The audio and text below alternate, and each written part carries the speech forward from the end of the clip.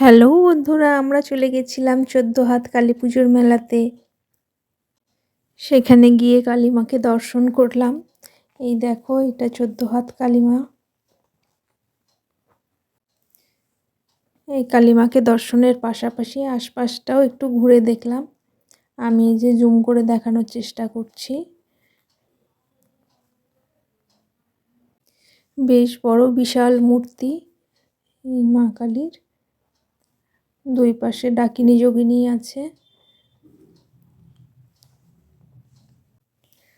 আর এই প্রতিমা দর্শনের জন্য বহু লোক যায় এই প্রতিমা দর্শন করতে, তাই আমরাও চলে গিয়েছিলাম।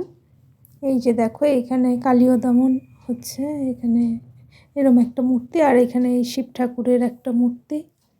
এগুলো রাখা ছিল মন্দিরের সামনেই, এইগুলো দেখলাম।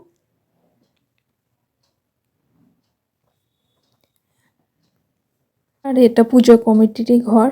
আর এই যে পুরো মেলাটা